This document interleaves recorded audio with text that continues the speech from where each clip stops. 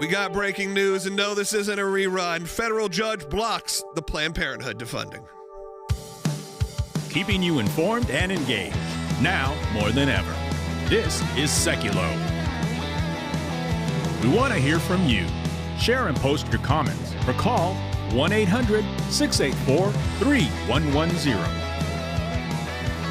And now your host, Logan Sekulow. Welcome to Sekulow. Phone lines are open for your calls. 1-800-684-3110. Will Haynes, Jordan Sekulow joining me in studio. Rick Grenell is going to be popping on a little bit later, so stay tuned for that. And again, if you want to have your voice heard on the air as well, that's at 1-800-684-3110. You probably heard at the very beginning, and maybe this is breaking news that you didn't know, and maybe you thought the Supreme Court ruled on this. How can this keep happening? And again, I'm glad we have Jordan here. I'm glad we're going to have Cece Heil joining us a little bit later to break down specifically how this can happen, because you remember yesterday's show, we talked about the fact that Planned Parenthood was very upset that they're demanding that their funding be reinstated, that they should not be defunded for the year after the big, beautiful bill was passed. And now we head to Massachusetts, where it seems like where we head. If you want to have something that is very, very pro-choice, you head to Massachusetts. They found a friendly judge, and now, once again, a temporary restraining order has been placed. The holiday just happened. So why don't we break down what's going, because what they're trying to do, and once again, has halted President Trump's plans through one of these judges. Yes, again, not surprised. I think long-term, this is a losing court battle for Planned Parenthood, but as we explained yesterday, they're just trying to survive the next really 8-9 months. Yeah.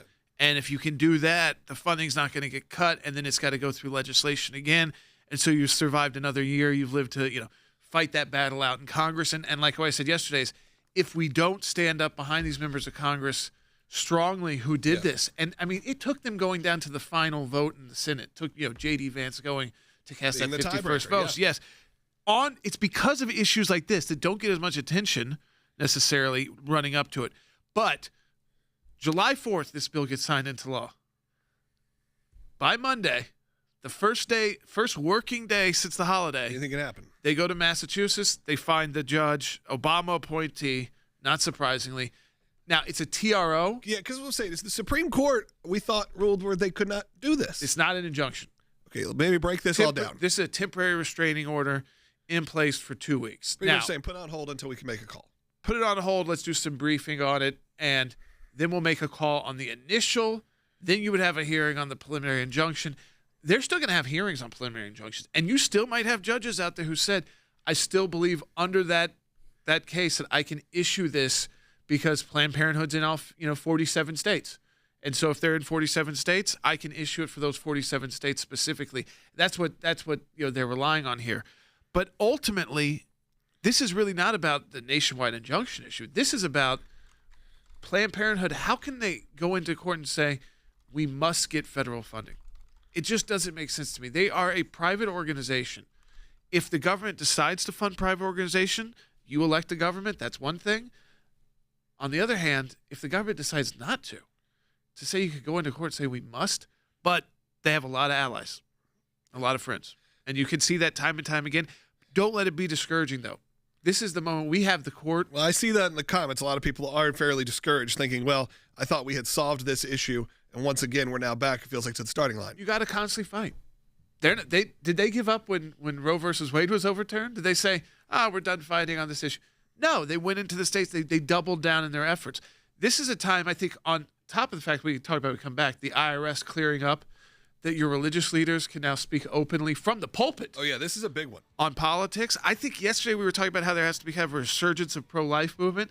Your pastors now, there's no excuse now not to engage on these issues. Especially if you've been preaching that for years, you can't hide away now behind your tax exempt status. Yeah, exactly. So we'll discuss that. That is breaking news that we will discuss coming up in the next segments. And I want to hear from you because I know there's some frustrated people online. I understand that.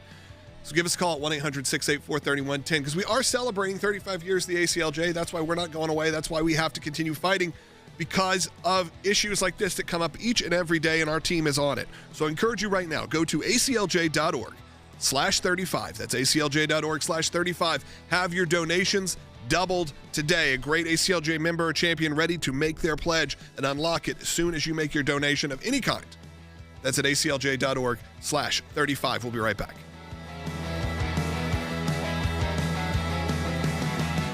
federal judge is temporarily blocking the Trump administration from enforcing a ban against Planned Parenthood. So Planned Parenthood sued the Trump administration yesterday over a provision in the new tax and spending law that defunds its services. The legislation passed last week and it was signed into law by President Trump on July 4th. She will be summarily reversed today by the judge by the United States Court of Appeals for the First Circuit. This federal judge in Boston, without hearing from the government, without giving the government even an opportunity to file documents, entered an order restraining Bobby Kennedy and the Department of Health and Human Services from the cutbacks ordered by Congress, and she didn't give any reasons for it. So she clearly will be reversed by the appellate court. She didn't even state any reasons why she was doing it. It's really a head scratcher. This new law prohibits Medicaid users from coverage with a health care provider that also offers abortion services. That is for Congress to decide. Right. That is not for a federal judge to decide. Under the Constitution, Congress decides how to spend the money. If Congress orders money spent and the president doesn't want to spend it, there's a role for the judiciary telling the president he's got to spend it. But if Congress says we're not going to spend this money, there is no role for the judiciary to tell Congress they have to spend it anyway. So then what's this judge doing? Well, she didn't give a reason. There was no hearing, and I read her order 3 times this morning. It's only a page and a half long. It doesn't give reasons. That's another reason why she'll be reversed. Because federal judges are required to give reasons. Why do they have to give reasons? Because the litigants need to know why the end result was achieved, and the appellate court needs to know how the judge got there so they can decide whether or not to affirm or reverse her. This is a true head scratcher.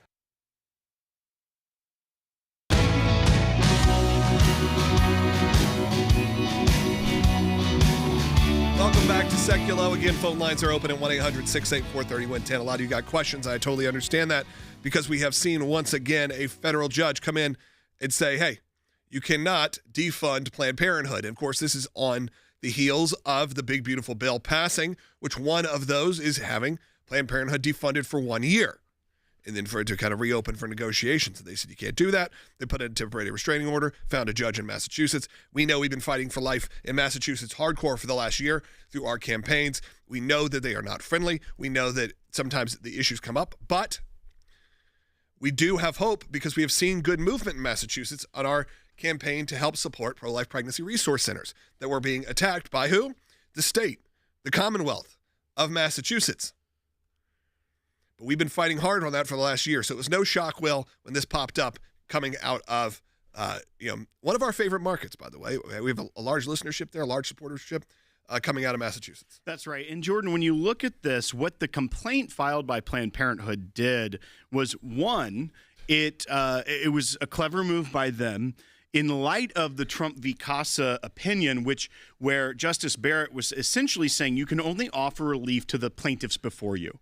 So what did Planned Parenthood do? Instead of just suing as the Planned Parenthood League of Massachusetts, which is listed as a plaintiff, also the lead plaintiff is Planned Parenthood Federation for America on behalf of itself and all 47 of its members. So they brought together, created almost like a mini class because they're an affiliate organization. So they came on behalf of the entire organization in almost all 50 states and said, we need this relief. They forum shopped. They went to Massachusetts, which it appears that in Massachusetts, if you're pro-life, you're going to be silenced by the government. But if you're pro-abortion, the government must pay your bills.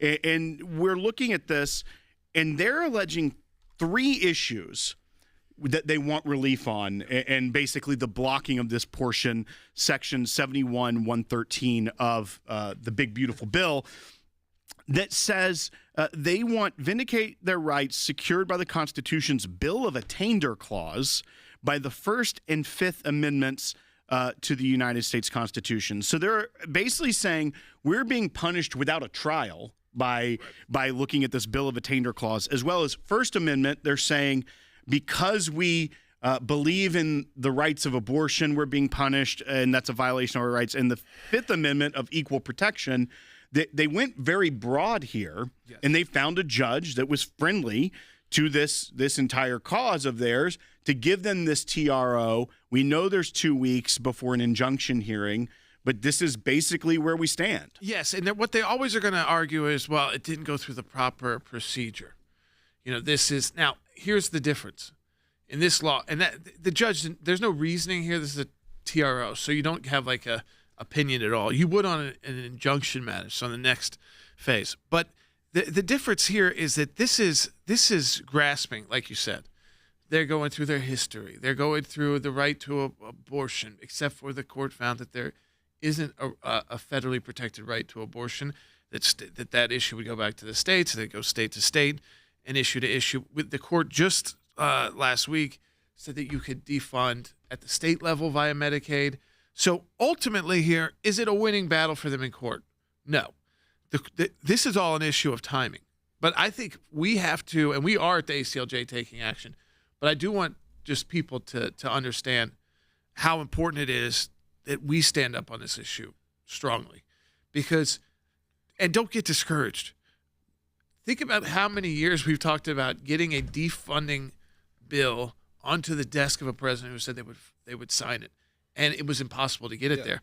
We've actually gotten it there now. Planned Parenthood is not going to give up. They're going to fight back. They want their $500 million. So we have to be ready to take a stand, and you cannot be discouraged. We've had major victories, so this is the time to double down in court. Court has been actually pretty friendly, ultimately long-term, to the pro-life movement, especially in the last 5-6 years. So let's keep that pressure up. And Jordan, just to piggyback off of that, you brought up that the Supreme Court a week and a half ago now in the Medina versus Planned Parenthood case ruled that South Carolina could exclude Planned Parenthood from their providers in Medicaid. And obviously, when you look at that, that's the big takeaway. But when you look at that in light of this, it's really fascinating because Justice Gorsuch wrote that opinion, and it was all about the spending power of Congress.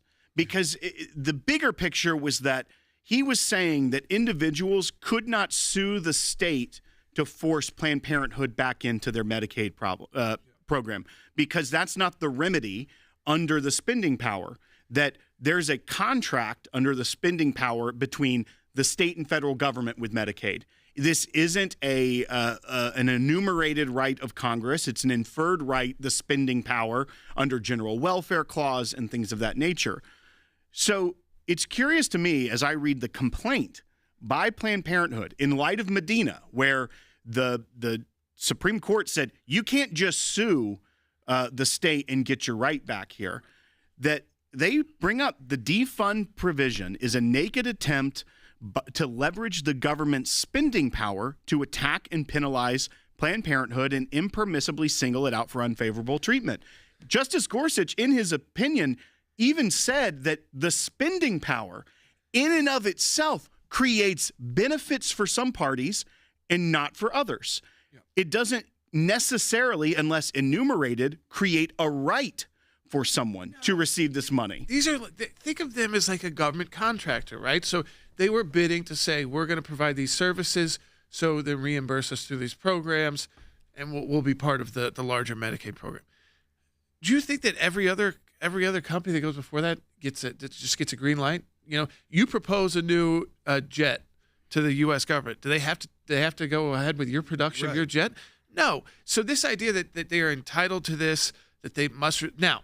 The idea of being entitled to any sort of government funding is Medicaid pretty ridiculous. Itself, Congress could go right now. That's what I'm saying. There's no constitutional right to getting Medicaid. You can't unfairly say, well, this person. Well, first of all, there are rules on it. You can't. Congress can go and say, this is going to be the threshold. This is the income level.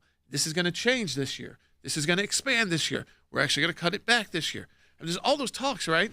If you could do that to the individuals actually receiving the benefit and to the taxpayers who are paying for the program, these private companies who come before it should be able to be excluded at any time by an act of Congress, certainly, signed by the president. I mean, so listen, it's a losing battle for Planned Parenthood unless they can run out the clock. And if we don't support these members of Congress and the president who signs this into law and actually give them the credit that they deserve to taking it down to the final vote, in the Senate. When if they would have removed this provision, it would have been that much easier to pass it. Let's take this call. Let's go to Chris, who's calling on line 1 in Florida. Chris, you're on the air. I'm wondering why Planned Parenthood sued the Trump administration when it was Congress who passed the bill. Yes. I mean, remember, the president signs the bill into law. So Congress passes the law, the president executes the law. And so you decide as president, I'm going to sign this into law unless there's a veto override. But even then, you're the executor. So you actually are carrying out the law. Yeah. As well as the plaintiffs aren't the United States government or Donald Trump in many cases. The plaintiffs direct to the defendants, Robert F. Kennedy Jr. as Secretary of HHS, and then also Mehmet Oz in his official capacity as Administrator of Centers for Medicare and Medicaid Services. So it is directed at who would be withholding the funds or Medicaid reimbursements, not just generally at the law or the bill or the Trump administration. All right. Again, thank you, Chris, for calling in. We are going to take more calls coming up. In the next segment, Cece Heil's going to be joining us because just to tease it out a little bit, Will, this has been some big, there was almost a moment that your church needs to wake up to and know this is happening because this has been a part of really the ongoing fight for years and years and years. And now the IRS has at least, and of course, it's an IRS under a President Trump administration, has at least started to lighten up on what churches can or can't say in terms of politics. This has always been an issue. There's always been something that we have been fighting against, even for what we do here, because you can't, as a nonprofit, can endorse a candidate. There's always issues with that. But now specifically in churches, which has always been, again, a point of contention, there has been some big movement. So Cece Heil's going to be joining us coming up in the next segment. And I do want to hear from you, because after that, we're going to take some more calls, because Rick Grenell is going to be joining us again, and I want to make sure we give him enough time and we get to hear from you. So that's at 1-800-684-3110. And as Will said, we've had so much movement going on, whether what's going on with this TRO, how the ACLJ is going to get involved. We've mobilized our legal team to file in this case, and we're going to take the fight all the way to the Supreme Court if necessary. We've engaged over 203, that's right, 203 pro-life cases just in the last 12 months, and we're expanding our pro-life fight right now, but we can't do it without you. And that's why this 35 years of justice drive is happening right now. We are celebrating 35 years. 35 years of supporting the unborn, supporting you, the American people, your values for Israel, and so much more. And of course, we want to do all of that without ever having to have a paywall. We can't do that without your support right now. So go to aclj.org. All donations are doubled. That means they are matched by another ACLJ member or champion. And you can become a champion today as well. That's someone that gives on a monthly basis. We'll be right back.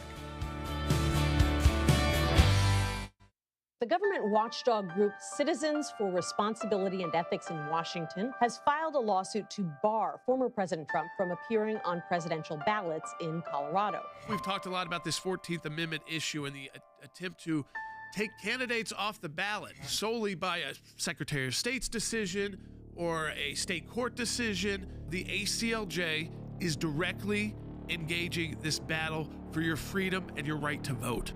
Former President Trump is facing a new type of legal challenge. The suit says in part, quote, 4 years after taking an oath to preserve, protect, and defend the Constitution as President of the United States, Trump tried to overthrow the results of the 2020 election. It's notable that Trump has not been charged even with incitement, let alone rebellion or insurrection. What we are looking at with this attack launched against Donald Trump is an attack really on the fundamental right of each and every American to vote. We are expending the resources. We don't think about that at the ACLJ. We fight for what's right. And we're honored right now to have our client, the chairman of the Colorado State Republican Committee, Dave Williams. If you're a voter in Alabama, if you're a voter in Florida, if you're a voter anywhere, this will affect you no matter what. It's happening in Colorado. The implications, the consequences are extremely high. The reply brief has been filed. It's a third brief filed in this case just to the Supreme Court. Remember, this is all out of Colorado, where we represent the Colorado Republican Party. The court has decided unanimously that the Colorado Supreme Court was wrong, that Donald Trump cannot be disqualified as a presidential candidate. A 9-0 victory at the Supreme Court for President Trump and our client. I would say it's the most significant case like this that we've ever handled. And to have all 9 justices, that sends a very powerful signal.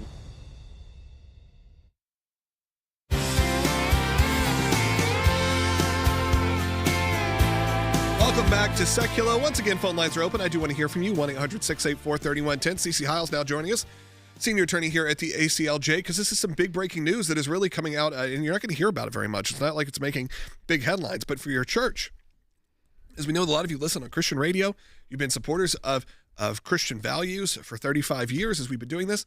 This is a big moment that at least your church needs to be aware of, because they may not even know this happened. CeCe, why don't you give us sort of a history?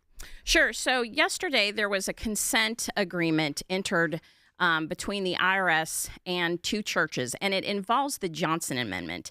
And if you're not familiar with the Johnson Amendment, that was an amendment in 1954, which basically restricts churches from participating or intervening in campaigns for public office as a condition for their nonprofit status.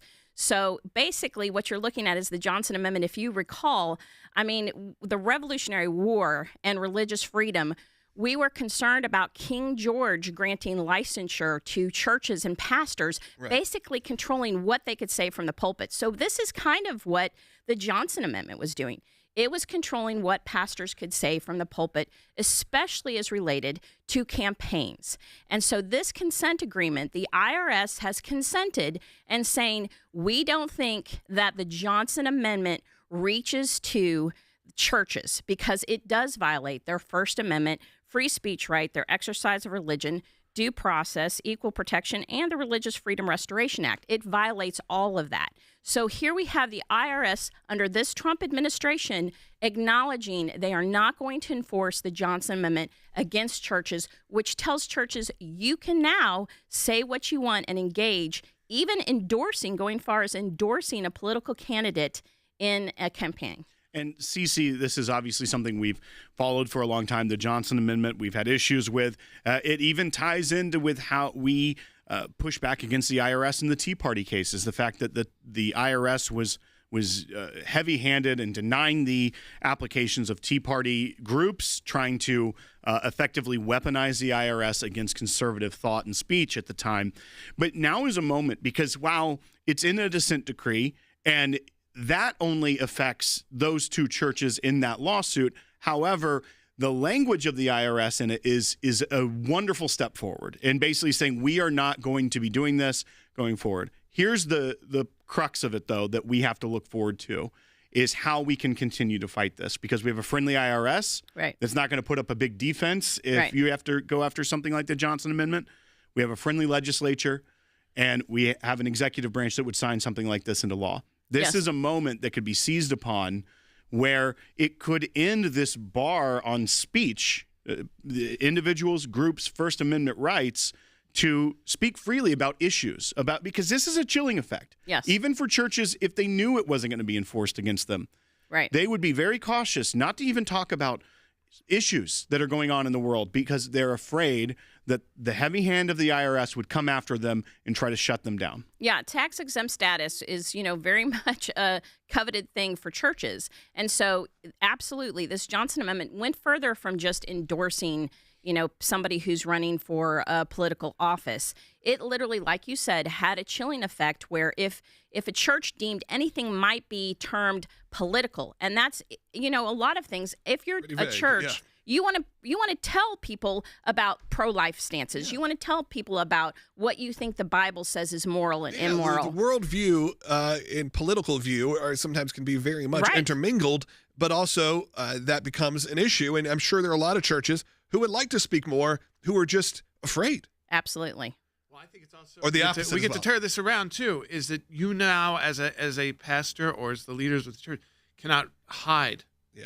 It doesn't mean that every pastor has to be the most political and I get that. But if you're somebody who's talked about these issues, but you've been able to skirt we're not going to directly engage that. Yeah, we can't because we don't want to.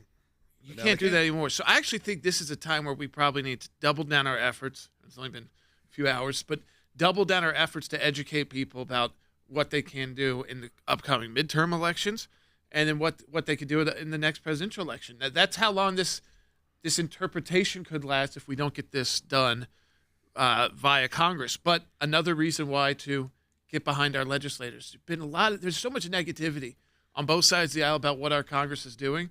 And think about, we're getting defunding Planned Parenthood to the desk. We're getting the IRS clearing the way for churches to speak out. this is giving you every opportunity possible. What's the next step now for the ACLJ supporters and for the ACLJ team on those two issues, whether it's Planned Parenthood being defunded and now the TRO and everything that's come into that, and then also on this to make sure this, is this permanent? Is this locked in? What's the next step, and how can our people engage? Yeah, I think the permanent plan would be to repeal the Johnson Amendment, which President Trump has stated several times that he would like to do. That comes from, though, Congress. They need to do that. So, maybe writing your congressman, getting a note to the congressman saying this is something that we stand for. We want churches to have the freedom and liberty to preach the sermons they want to preach. We don't want to go back to King George where, the government is controlling what a pastor can say. And just really push that let's now go for repealing the Johnson Amendment in its entirety. And that would be great. And that's something that people can do all the time is write your congressman. Yeah, absolutely. And as a member of the ACLJ team, as a supporter of the ACLJ team, we're going to figure out ways for you to easily engage in both of these big issues. Because a lot of you have questions related to this. I understand that. Because now, like you said, maybe you're a pastor who said, I couldn't talk about this before. Now, can I? Maybe they're nervous to go up and still do it because they don't understand the permanence of the law, how this all works. But also, in the other situation, they're concerned about the Planned Parenthood defunding, thinking we finally got a big win, and did that get to take a big step back? We actually have a call I want to take before this half hour is over. Let's go to David real quick in Ohio on line 2. David, Hello. you there? Go ahead. Yes. You're one of my main sources for news, and I appreciate you guys. My question is, how much does Planned Parenthood donate to the Democratic Party? Sure, Will. Well, it's a broad question Yes, because they donate to individual Democrats races. ongoing, but I will just give you this figure that Planned Parenthood set aside for the presidential election last year, the general election, $40 million to spend on Democrats that support abortion rights in that cycle. So whether it be for what would have been Joe Biden and then Kamala Harris when they first laid this out, or whether it be congressional candidates and on down the line. Another way they cycle $40 million for one election and you cycle. get $500 million from Remember, federal we go back funding, to the Affordable Care Act, Obamacare. They were the only non-government party represented at these White House meetings. So, I mean, they are, in effect, they have become like a pseudo political like PBS. But that's changed in the last, decade. And so they're fighting to get that back. And they want you all to just say, you know what, we've been fighting this. We think we won this issue. And just go away and not follow it closely. And also, it's easy to do it's that. the issue of, I don't want to talk about this issue because it's abortion. Yeah, it's a tough one. Just real quickly, in New York in 2010, when we went after the New York Council for a law that they implemented, every single one of the Democrat New York Council members had endorsements and money from Planned Parenthood. Every single one of them. Every single one of them. All right, hey, we have a second half hour coming up. Some of you on your local stations don't get us, but if you're watching online, stay tuned. We take a very short break just for station ID on radios. That, again, we'll be back in less than a minute during this break. But during this break, it's a great time to support the ACLJ. We got a packed back half coming on. Rick Grenell's going to be joining us, and we're going to take your calls at 1-800-684-3110. But if you've ever considered becoming an ACLJ champion or a one-time donor, this month, during the ACLJ's 35th 35 Years of Justice Drive, we could use your support because all gifts are doubled and matched by other ACLJ supporters. Help unlock these amazing opportunities by making any donation of any kind right now. We'll be right back, less than a minute. Hi, I'm here in Missouri. The ACLJ has been deputized by the Missouri Attorney General to defend its lawsuit against Planned Parenthood. We are proudly standing behind Attorney General Bailey while he fights this lawsuit against Planned Parenthood.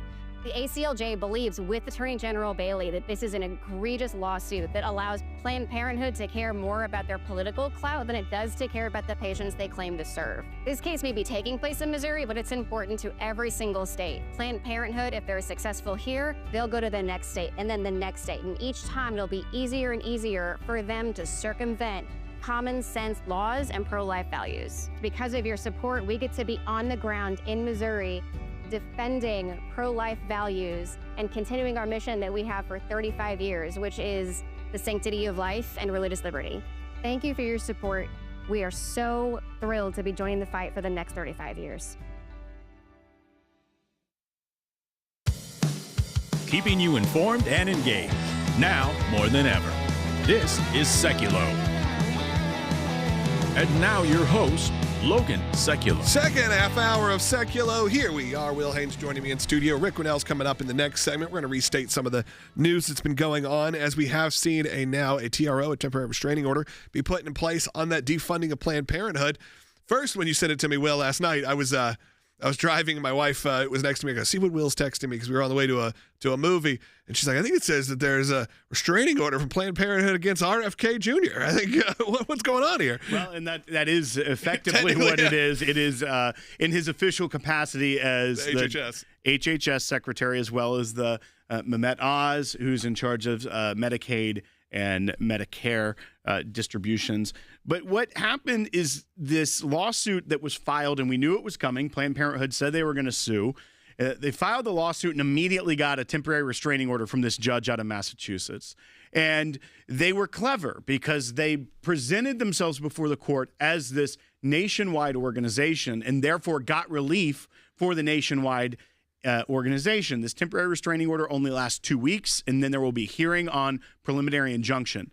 And we're not just waiting around, by the way, for those 2 weeks to see what happens. Our attorneys, I was on calls all afternoon and into the night with attorneys from the ACLJ, hearing what the strategy is. They are already crafting the language to get us into this case as a part of this, to file our briefs, to lay out why there should not be a preliminary injunction. There should not be this case that is able to take what Congress duly wrote and passed, the president signed into law, and now Planned Parenthood is claiming some existential right that they have to federal dollars and that they cannot be defunded. And the irony of all ironies is that when they forum shopped, of course they went to Massachusetts, Logan. This is exactly where just over a year ago, you were in Boston and you saw these attack ads that were against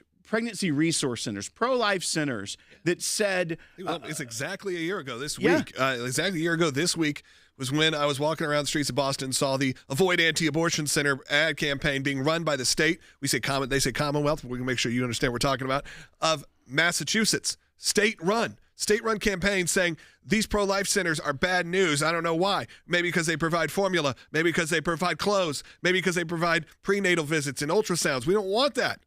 We want you to walk in, get your abortion, and get out of here.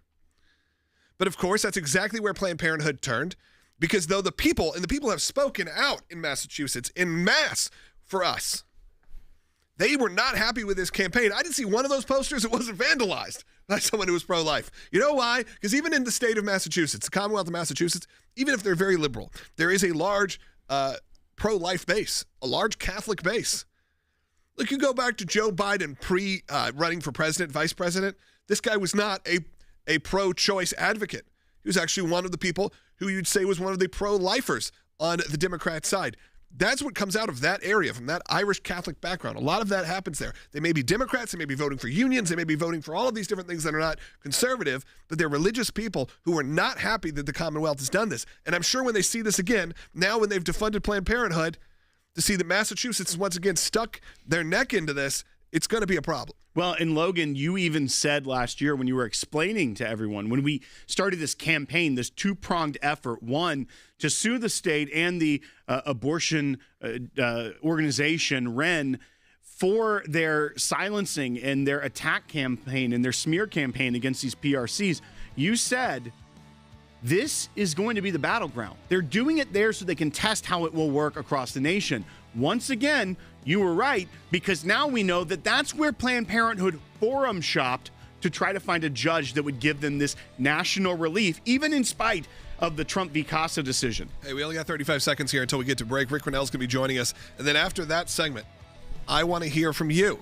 There are thousands of you watching live right now. And again, if you don't watch live, you can watch us live every day from 12 to 1 p.m. Eastern Time, Monday through Friday, on our YouTube channel, on Rumble, and of course on ACLJ.org.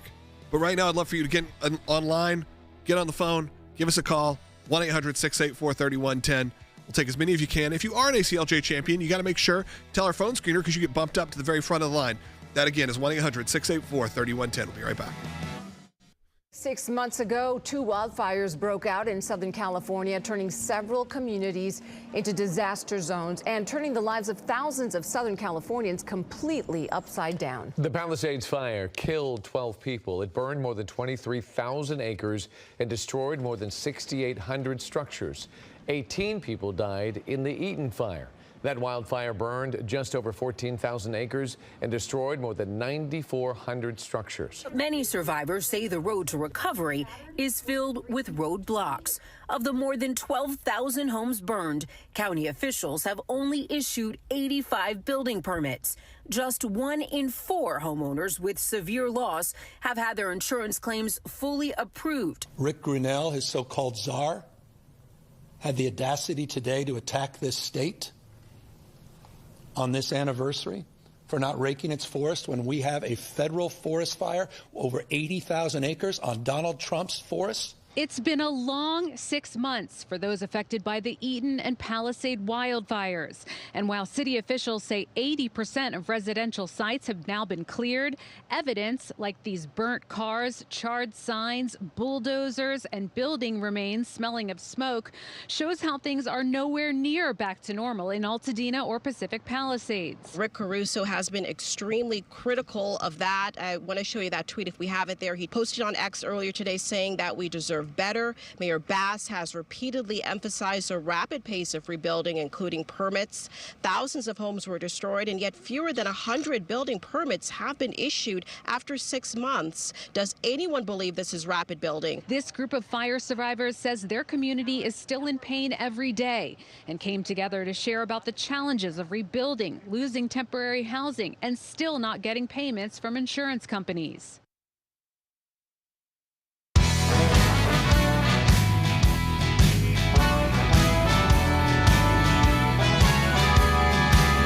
Welcome back to Sekulow. We are still waiting to connect with Rick Grenell. As you know, he's special envoy to President Trump for a lot of different things. And sometimes, he's on the show multiple times a week, but sometimes things happen.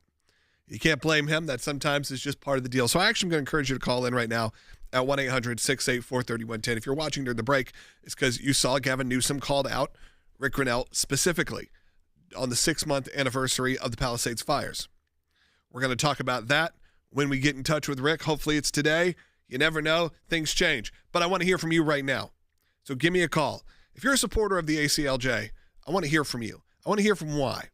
Why do you feel like it's important for you to make a financial and even just a mental donation? What I mean by that is someone just called in and said, hey, you're our number one news source. We're not a news organization, but I understand we have become that for a lot of people. When I talk with my team here at the ACLJ, we talk to some of the finance team. They go, hey, guys, you're talking a lot about the news. You got to talk about what's going on in the ACLJ. And we go, yeah, but those two things go together because the media side of this, look at what we're covering. And we know for over 500,000 subscribers on just YouTube alone, millions overall that watch every week on even just on YouTube, that we sometimes are our source so you can tune out the rest of the day. You can do your work. You can go spend time with your family. So we will always give you a bit of what's going on. We're always going to tell you about breaking news items and items that we feel are very important. Today happen to be 2 items that are not necessarily going to be the front page story because they don't necessarily want them to be. And they also don't want them to overtake media because who cares? The people going, hey, the churches? Are we talking about the churches? What's going on? That they can now endorse political candidates? Yeah, they don't want that to be seen because they know what's going to happen then. What else do they not want? Oh, Planned Parenthood has been defunded and another radical judge has come in and stopped that? They don't want that either. But we're connecting with Rick Grenell here soon, I believe. Hopefully we'll be able to get in touch with him. We got Rick? All right, Rick, you're joining us. We just showed a video package from what happened in the last few months. Obviously, it was the 6-month anniversary of the Palisades fires in California, and someone got called out by name by your favorite person, Gavin Newsom. So I want to know how that feels. Look, when Gavin Newsom attacks someone, you know that person is right over the target. Right. And yesterday, Gavin Newsom was very mad that I had called him out on his lack of leadership. Look, the reality is that Gavin Newsom is in charge of water management and forest management in the state of California. Those two issues alone are toxic in our great state. The Golden State is not that golden right now. And the reason why is we had a massive fire, which, by the way, we have wildfires in California all the time. And people were watching a fire come up the hill, and all they wanted to do was turn on the pumps so that they had water to fight the fire. They wanted the hydrants to have water. They wanted to have their hoses to have water, and there was no water. Imagine watching a fire come racing towards your house, and you don't have water. This is like a basic thing of a politician, to provide trash pickup, water, safety. Gavin Newsom is not even doing the basics. Homelessness is out of control. We have homeless in all of the public spaces. Our Fortune 500 companies have abandoned us. I could go on and on. It doesn't matter what the issue is. In California, we are failing, and yet we're the most beautiful state of all 50 states. Rick, I know that you're not used to getting criticism, so I just want to let you know that our thoughts and prayers are with you at this time. No controversies that you were attacked by the sitting governor of California. But we also know that he's at the same time that he has done such a wonderful job with all these things, as you just laid out. He's taken a trip to South Carolina to tour through that state. That obviously was the state that secured the nomination, actually turned the tables around for Joe Biden when he was running. And that is where we see that the governor of California will be going to spend some time. Do you think that he's focused a little bit too much about something that's going to happen 3.5 years from now instead of paying attention to what's happening there at home right now? Let me tell you what the people of Los Angeles are absolutely furious about. The Palisades and Malibu burned down, and they can't rebuild because the local government can't get their act together on simple permitting. People are not rebuilding. It's 6 months later, and Gavin Newsom and Karen Bass yesterday had a press conference right before Gavin got on a plane to go to South Carolina to campaign. He had a press conference touting how great the last 6 months has been and how amazing Karen Bass has done and what great work he's done. This is an alternative reality. People in California, Democrats in California, are furious with this guy. He is vapid.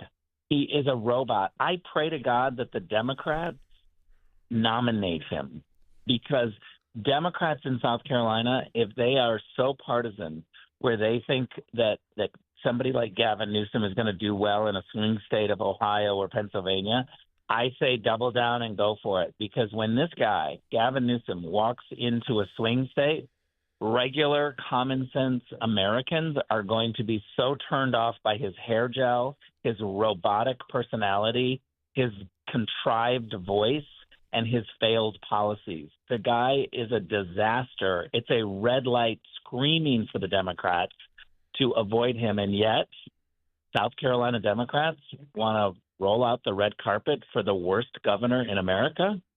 I don't understand it. Well, Rick, I know that you're saying that he is trying to tout that they've done good work in rebuilding, but I also heard that he said it's partially they haven't done enough work because it's actually Donald Trump's fault, because they're so reliant on illegal immigrant construction workers to be able to build that if it weren't for the border policies of the current administration, they'd be able to do things a lot faster if we would just stay away from the illegal immigrant population. Look, let me be clear on something. Gavin Newsom and the Democrats in Sacramento have spent more than $6 billion to give health care to illegal immigrants. This sanctuary city idea that Gavin Newsom is the godfather of, he's literally the godfather of sanctuary cities, is a slow insurrection. It is telling people that you get to ignore federal immigration laws and you get to have this safety from the rule of law. You don't have to follow law enforcement. You don't have to follow the rule of law. You get to do whatever you want. This is what Gavin Newsom wants to bring to the rest of America, is a lawless insurrection. Pick and choose which laws you want to follow. Rick, I want to make sure people actually get to see this, and we just made sure we got it pulled for those who are watching. If you were watching during the break and you're on YouTube or Rumble, you did get to see it already. But for those who are listening on radio or maybe the podcast later on, this again, you're a member of the ACLJ team, someone who's been a longtime commentator, getting called out, of course, for his work in California by the governor of California. And again, you should wear this as a badge of honor, like you said, when Gavin Newsom comes after you. But let's actually hear from the governor himself, Gavin Newsom. Rick Grenell, his so-called czar, had the audacity today to attack this state on this anniversary for not raking its forest when we have a federal forest fire over 80,000 acres on Donald Trump's forest. Yeah, still not really answering the question, though, that you presented there, Rick, just clearly stating a fact and then diverting. I literally said, Gavin, we live on the ocean. We shouldn't have a water problem.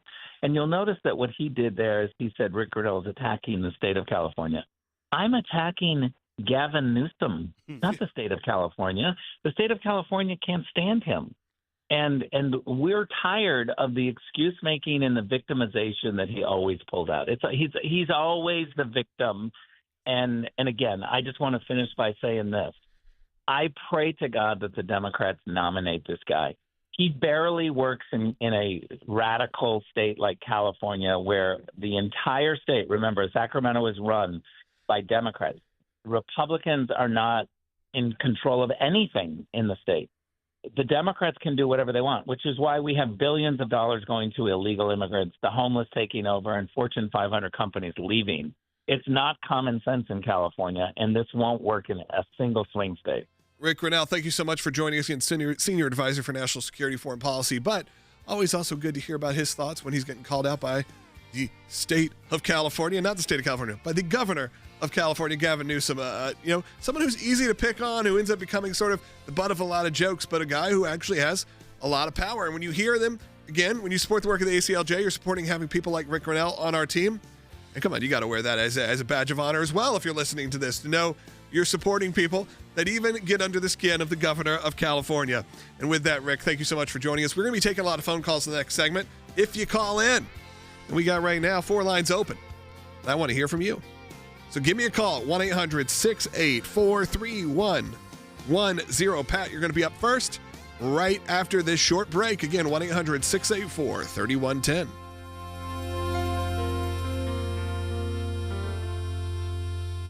Federal judge is temporarily blocking the Trump administration from enforcing a ban against Planned Parenthood. So Planned Parenthood sued the Trump administration yesterday over a provision in the new tax and spending law that defunds its services. The legislation passed last week and it was signed into law by President Trump on July 4th. She will be summarily reversed today by the judge by the United States Court of Appeals for the First Circuit. This federal judge in Boston, without hearing from the government, without giving the government even an opportunity to file documents, entered an order restraining Bobby Kennedy and the Department of Health and Human Services from the cutbacks ordered by Congress, and she didn't give any reasons for it. So she clearly will be reversed by the appellate court. She didn't even state any reasons why she was doing it. It's really a head scratcher. This new law prohibits Medicaid users from coverage with a health care provider that also offers abortion services. That is for Congress to decide. Right. That is not for a federal judge to decide. Under the Constitution, Congress decides how to spend the money. If Congress orders money spent and the president doesn't want to spend it, there's a role for the judiciary telling the president he's got to spend it. But if Congress says we're not going to spend this money, there is no role for the judiciary to tell Congress they have to spend it anyway. So then what's this judge doing? Well, she didn't give a reason. There was no hearing. And I read her order 3 times this morning. It's only a page and a half long. It doesn't give reasons. That's another reason why she'll be reversed. Okay. Because federal judges are required to give reasons. Why do they have to give reasons? Because the litigants need to know why the end result was achieved, and the appellate court needs to know how the judge got there so they can decide whether or not to affirm or reverse her. This is a true head scratcher.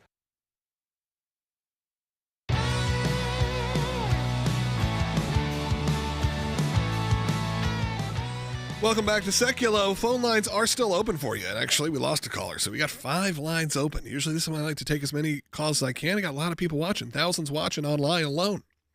Where are you? Give me a call. Tell me about why you support this show, why you support the work of the ACLJ. How about you call in, weigh in on the Planned Parenthood situation and the judges? How about you call in and weigh in even on Rick Grenell and the state of California? Will, I felt like you were about to say something. No, I'm you ready. gave me a moment here. Let's go to Pat, who's an ACLJ champion. So, of course, he gets to go up first. It's also because he's the only caller right now. Thank you, Pat. But, Pat, I want to first thank you for being a champion, and also I want to encourage you all to become champions. Those people that give on a monthly recurring basis give us a great baseline for the work that we do here at the ACLJ, and, of course, helps fund this show and what we do each and every day. Pat, you're on the air. Yes, sir. The primary reason why I support the ACLJ is because of your support of Israel. Secondary to that, it's this Planned Parenthood issue. I should like to see them sued out of business, and I would encourage anyone who feels strongly about either of these issues to please become a champion if you possibly can. Thank you very much. Pat, I just want to say thank you. I want to say thank you to all the champions. When you bring up specifically our support of Israel, look, sadly, a lot of the organizations like ours have softened a lot on their support of Israel, but not us. We have doubled down. We have ACLJ Jerusalem, and when you fund the ACLJ, you're also funding ACLJ Jerusalem, making sure we're telling the Israeli people that there are groups of Americans like Pat who are there behind them that are ready to speak up on their behalf, whether that's in the States or in Israel. And when you also talk about this pro-life matter, a lot of organizations, there are many organizations that weren't necessarily thrilled that Roe versus Wade was overturned because they saw their fight coming to an end. We knew that the fight was just beginning. And it takes the ACLJ being all over the country and just even the worldview and mindset of our team. For instance, when Logan is in Massachusetts and sees a billboard and says something's not right about that, comes back on vacation, you see something, you come back, and our lawyers get to work. And what do we uncover? That there was an entire scheme between Reproductive Equity Now, known as REN, and the government of Massachusetts to target and censor pro-life resource centers. And where did we go? We went not only to court to fight this, which we are doing, but we also went forward with a media campaign, pushing, showing ads, showing hope, and the real choice that can come out of it. But also, you have to tie it into this, because this is exactly where Planned Parenthood knew to go. And we're engaging on that too. Our attorneys are writing as we speak our initial filings to enter into this case. Because you know what we're not going to allow? Massachusetts to remain a place where if you save lives, you're a target. But if you end lives, the government's paying your bills. We're going to fight this as far as it has to go. Yeah, you got to remember, we are always on top of it. We're always keeping an eye out. And hey, well, I told you, I saw the sign and it opened up my eyes. So, you know, that's what happened there in the state of Massachusetts, because all that she wants is another baby. But you know what? Let's go to Melissa, who's calling, who's an ACLJ champion in South Carolina. Another ACLJ champion. Unbelievable. Thank you so much for your support, Melissa. Go ahead. I am grateful that Rick Grenell is standing up against Gavin Newsom. I cannot stand Gavin Newsom. I left California because of Gavin Newsom. I want to see him fail. And I'm grateful for the work of the ACLJ to get the message out that California is in a crisis. But a lot of conservatives support the ACLJ, and a lot of conservatives don't like what's going on in California. Yeah, Melissa, I'm hearing right now from my friends in California. They're legitimately, if I could just show you my phone, all the ones that are texting me saying, we agree with him. We're glad that this is happening, that Rick has taken such a stand. He has been someone who's been on the front line supporting California. And I said, we don't just give up on states that don't necessarily agree with us politically. I love California. I love the people there. Everyone loves the weather. I love the industries that come out of California. It's a great place that has just had a bad run for the last maybe decade or so. And look, I can't say when I've been there recently. I've been there last month. And yeah, there are moments where you can't believe what's happening there. Of course, that's true in a lot of states. And we got to make sure that we don't just abandon these states because they maybe don't agree. The actual government doesn't agree with us politically. There's still a lot of great people. We have our biggest supporter base in California of the ACLJ. It's either California or Texas. It goes back and forth. But those are top two. So, Melissa, thank you so much for calling. Are these other calls ready to go? Any of them ready? Can we make sure on that? Because I'd like to take Jamie here. Can we go, Jamie? In Pennsylvania, ACLJ champion. Another champion, which we appreciate. Third champion in a row. Wow. Jamie, you're on the air. Oh, thank you so much. It's so great to speak with you today. So, champion reporting for duty. Thank you. I am calling regarding tax policies that target nonprofit, mission-driven providers. And I'm interested to know how that affects potential nonprofit organizations in the housing industry. So are you specifically referring to tax policies from the legislation, or are you talking about with the Johnson Amendment? Just want a little bit more clarity. With the big, beautiful bill, because we have people in the industry trying to tell us that we're going to get affected potentially by this act in the bill. We'd have to look into that, but if it's a nonprofit organization, it shouldn't necessarily be affected in any way. But that is an interesting point. And once again, as a champion, thanks for bringing that to our attention, that we can look in and see what other people are trying to say, because a lot of times there was a lot of misinformation around a big bill like that. You know what, Jamie, I encourage you to do also is go to aclj.org/help. Yeah. Fill out that form. You'll get connected with one of our ACLJ legal team. They can really break down and help you support. That's one of the reasons we're here, too, is to make sure that you're running an organization like this and maybe there's a bill that gets passed that you don't agree with, you agree with. You want to make sure how it affects you. We'll do our best to get someone on this who can really answer that question properly, thoroughly, research it for you, and be part of it at no cost, because that's what we do here at the ACLJ. So, Jamie, thank you so much for calling. Let's go to Chantel, who is calling on line 4, who, again, another ACLJ champion. Thank you so much. Go ahead. Good morning, guys. I just wanted to thank you guys for fighting for conservative values, especially in the court system. It's just really important at this time. Well, you can't know how much it means to me that we've had 4 ACLJ champions back-to-back call. I have people that come up to me on the street, and look, that didn't used to happen. Come up and say, Logan, I'm a champion. And it's amazing. And knowing that you're there supporting us each and every month on a recurring basis, it's not lost on us. I see those numbers go up and down, and when people can give, of course, if you become a champion, you can cancel, at any time. But when you are a champion, you're over the 20,000 people that give on a monthly recurring basis. That's just a small percentage of what the ACLJ does here, but it does give us that incredible baseline to know where we can go, where we can budget for, what we can do. Hey, I mean, we're doing a lot right now in our studios. We've had this same, hey, maybe you can answer this question for me in the comments. We've had this same set now for about, 7-8 years. Think we need a refresh? What would you like to see on a new set? Will's saying no. Will likes this set. I like the set too, but you know what? I think it may be time. What do you think? Tell me in the comments. I'll read them after the show. We only got 30 seconds left. Support the work of the ACLJ. Every dollar counts. We have mobilized our team, whether that's in Massachusetts or wherever it is around the world. If you're just talking pro-life, over 200 cases in the last year. So donate today. Your gift's going to be doubled. And if you become an ACLJ champion, your first gift will be doubled. And again, doubled, not charging you. Another donor is going to unlock a matching gift. So scan that QR code or go to aclj.org/3535. And we will talk to you tomorrow with more on Sekulow.